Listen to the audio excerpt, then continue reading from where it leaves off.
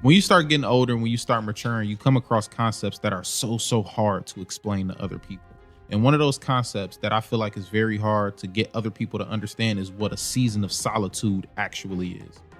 It's so meaningful. It's so necessary for you to spend some time with yourself and go through all of the emotions and figure out who you are in the face of opposition, in the face of opportunity, freedom. You ain't made sense yet. But this is all a game. Again, you got to keep that in mind. This is all a game. Some men choose solitude simply because they are done. They didn't give up on love. They gave up on trying and being punished for it. But with him and these men, they always want to blame women. It's all at its core. If you listen, it's about women. I find it interesting when men like to cosplay what they think success looks like and what success is. And usually what happens, the reason why I laugh is usually what happens is if you make the mistake I have made and have dated men like this, hyper performative individuals, the experience that you think you're getting is never the experience that you get. Yeah, what you see on social media it's not real. I don't know about you guys, but sometimes, listening to men could be dizzying for a lot of people. And that's pretty much what like my channel is about. It's about like making sense of the nonsense, that men typically spew. And a lot of these things I've never experienced. I'm not gonna lie. Like as a man, it's not like I have experienced all of this stuff, especially the thing we're about to talk about next. But I have a deep understanding of what men are trying to do and say and all of that when they have these conversations or when they use these word tracks. I know exactly what they're trying to do. I know exactly what they're trying to do. Right?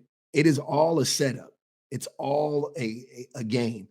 When you listen to men talk about solitude and growth and things of that nature, really ask those men if you can. A lot of times they won't have the conversation with you. Trust me, I try to have it with them. But when you start to ask those men, what does it look like? What tools do you need to grow? What do you need to work on? You know what I mean? What are your shortcomings? They don't have answers. Their answers are very vague, very much. They start giving you the platitudes, right? And that's how you can know if a person is really about what they're about. How well you can explain something.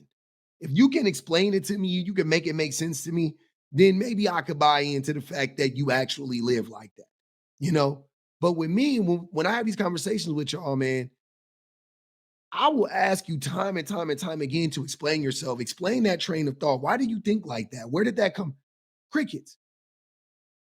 A lot of posturing and a lot of bouncing around. But I think that this whole idea is hilarious to me. When you start getting older and when you start maturing, you come across concepts that are so hard to explain to other people. And one of those concepts that I feel like is very hard to get other people to understand is what a season of solitude actually is. And remember what I said, these men struggle with explaining their thought processes because they don't know.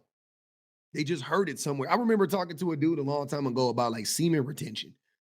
Just randomly, we were talking about, we're in no nut November, so maybe this would be fitting for the month. But anyways, we were talking about semen retention, and he was like, I was like asking him like, why would you want to do that? Like he was married and everything. It wasn't like he didn't have women. And I'm like, or didn't have a woman, didn't have access to a woman. I was like, why are you having sex and then stopping before you ejaculate? And he was talking, and he couldn't make it make sense. I mean, the only thing that I got from it was like every time you ejaculate, you lose some of your power. And I was like, yeah, I'll be a little tired afterwards, but I usually just go downstairs, drink some water, and eat a sandwich, and I'm good to go. Like I don't know what you're talking about. You know what I'm saying? So a lot of times men just be hearing shit, and it's again, this is all a game. This is all a manipulation. Like what it means when God puts you in a season where it's just you. What happens is that you get an opportunity to do two things, right? You get an opportunity to go toward God. You feel what I'm saying? Pour into yourself, pour into your craft, work hard, make some money, get your body in shape, all types of really, really dope, righteous things. But then on the flip side of that is distraction, right? Did you hear what he said? Listen, what he said. Men need to work on when they're in solitude. Get your money right, work on your body, go to the gym. It's all these very surface level things. Not real, like if you're gonna be alone and you're gonna be in solitude, you should really be working on yourself, like your inner self, really unpacking your traumas. When I talk to women who talk about being like celibate, talk, you know what I mean? Talking about being alone, like not having a partner, things of that nature. And when they talk about cutting people off like intentionally, they're always talking about how they're doing it as a way of protection, and it's a way for them to get in touch with themselves. And then they actually go into what it looks like to get in touch with themselves and like what they're doing to do that. And it's they're like, yeah, and I mean, and even the things that they describe are, like a man would say, I'm going to the gym. A woman would say, I'm doing breathing exercises. You know what I mean? Like, and I'm like, yeah, I see, like, okay, they really have like a plan of action here. I could see they're really gonna come out of this thing being an actual better person. This season of solitude he's speaking of isn't a season of solitude. It is you burned all your bridges and nobody is fucking with you. That's what that is. Men do not in most cases elect to be secluded. In most cases, we don't. Now, this is the advice to all of the people. It's so easy to fall into the trap of a distraction than it is to fall into your purpose and what you're meant to be doing. And what happens is that when you come into a season of solitude, you go through every single emotion possible. You're happy, you're sad, you're depressed, you're anxious, all things. You go through all of them. And it's so hard to get people to understand stuff like that. But this is what does need to be understood. If I can express anything and make anything that I say right now clear and precise, this is what it is. It's so meaningful. It's so necessary for you to spend some time with yourself and go through all of the emotions and figure out who you are in the face of opposition, in the face of opportunity. Freedom is very much so a playground for the devil.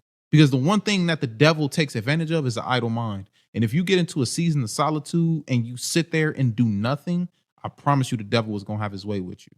I promise he is. And it's concepts like that that I feel like are so hard to teach. But as I continue to grow and as I continue to develop, I'll continue to make sense of it.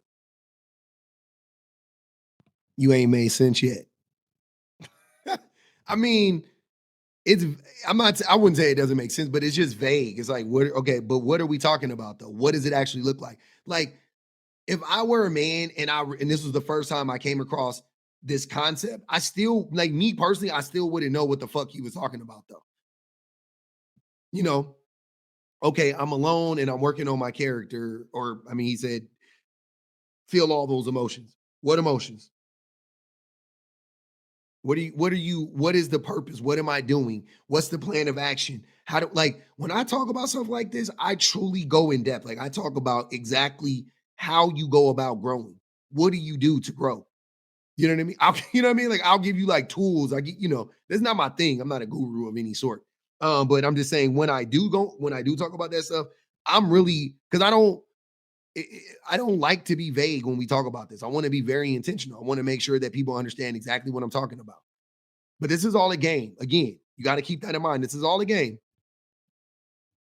Listen to the men. Listen, get more of a clear picture. Oh, men are in solitude. Okay. Some men choose solitude simply because they are done. They didn't give up on love. They gave up on trying and being punished for it.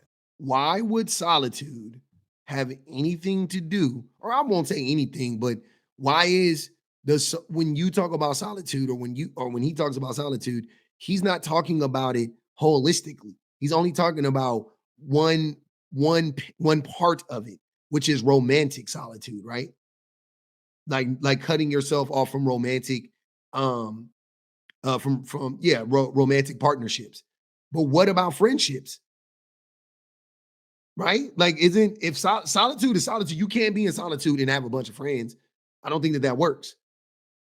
I mean, when I think of solitude, I think of a man or a woman like doing what they need to do, and beyond that, when it's not something that they need to do, they are by themselves. You can technically you could even be in the world by yourself, right? You can go to a show by yourself, go to a play by yourself, go to a movie by yourself.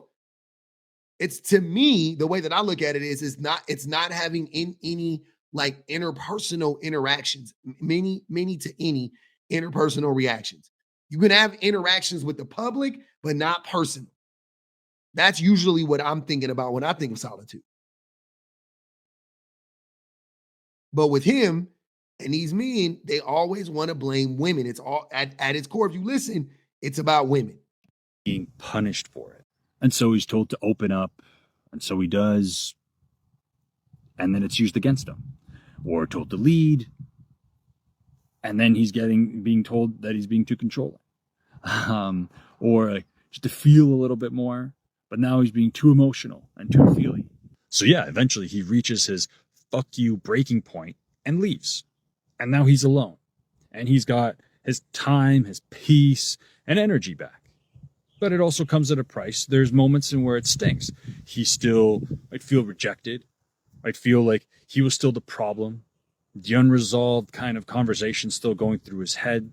Feelings of probably shame and loneliness and emptiness. But it's still better than being in a relationship that costs him his soul. It's not because he's closed off to love or he's just some cold, emotionally unavailable person. It's because he knows the cost of being in a relationship where someone doesn't value him, and he's not willing to pay that again. Yeah. Again, I don't want to say that that's not like true for any man, but that's not true for men. And that's not true for most men who are in solitude. Most men are in solitude involuntarily. They have burned every bridge. It's their last straw. They hurt the woman closest to them, whatever, and they don't have anybody else available. That's the vast majority of the time.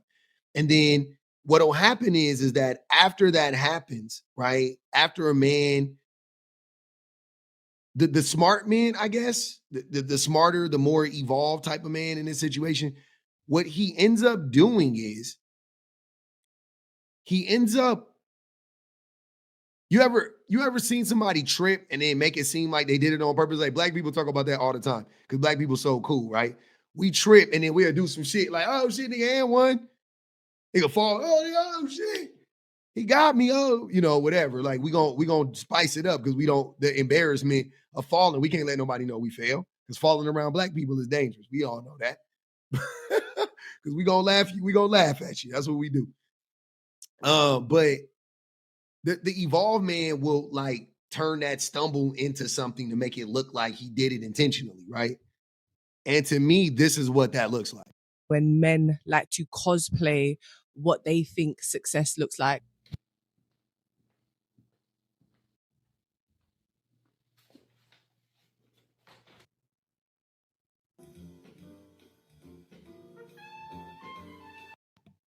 I ain't gonna hold y'all. This right here is sending me.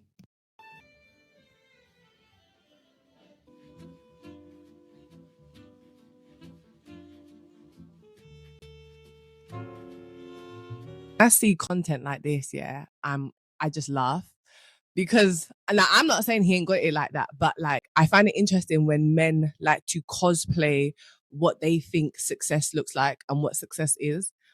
And usually what happens is, the reason why I laugh is usually what happens is if you make the mistake I have made and have dated men like this, hyper performative individuals, the experience that you think you're getting is never the experience that you get. Yeah, what you see on social media it's not real. And women don't fall for it because usually the men who are hyper performative and love to cosplay success, be the worst type of men. Demons. And the cosplay and the hyper performative of a successful man is to cover up all the other behaviors that they don't want you to see. So it's like, I'm a narcissist, I'm controlling, I'm manipulative, but look, I have expensive candles, I have Hermes covers. Like, don't fall for it. And usually it's like, if you had it like that, it wouldn't be on social media. Ladies, don't fall for this, because men who actually really be about it, quiet, mute, don't want to talk about it, don't want you to really talk about it. They be about it, so they be quiet. And so when I see a lot of men are cosplaying success, and me and my girlfriends, we were talking about this like the other day, like too many men are pretending to be doing better than they are until you have to experience them. And then you're just dealing with absolute mediocrity, and then you're confused because it's like, well, on social media, it was giving this. So what is this? You walk into my apartment, you're being serenaded with some jazz. I have some Hermes covers to keep you soft and stroke your skin as you sit down. It's all performative, and it's all a show, and it's all a massive facade. And the behaviors that he will slap you with, yeah, after you've been smelling the candles and all the rest of it, is just going to be an absolute joke. So never fall for it. So this right here, this guy reminds me of Marcus, or Eddie Murphy, the character Eddie Murphy played in Boomerang. That's basically what this reminds me of. And it all stems from this like men in solitude, where, you know, they're strong and they're successful. And like she said, it's all a manipulation tool. That's all it is. Because again, men who are in solitude and are, you know, like trying to, this is the evolved version of an incel. You know what I mean? They might not even be an incel, necessarily, but like a lot of them end up being lonely because of their behaviors, right? But in that, they may find some success in life, you know, not in their interpersonal relationships, but in their professional life. And then they start to do this, right? It happens all the time too. Men, when they break up, they've been, you know, they love to talk about women like, you look like that now, but you didn't look like that when I was with you. Fine. Men do that shit all the time. They break up with a woman, and then all of a sudden they become successful in the gym. They pour all of that into their bodies. There is a small group of men that will do that. Don't get me wrong. They will do that. But it's all a manipulation tactic. It is all a farce. They're cosplaying, like that woman said. They're grandstanding, they're peacocking, they're posturing. It is not real. It's not a real thing. And I wish men, instead of pouring all of this energy into being like turning into Bruce Wayne, into turning into these characters, they would pour it into themselves and actually skip all of this performative stuff, and just work at being a better person. Even skip going to the gym, maybe, because going to the gym doesn't make you a better person. It actually exacerbates a lot of the negative aspects about you.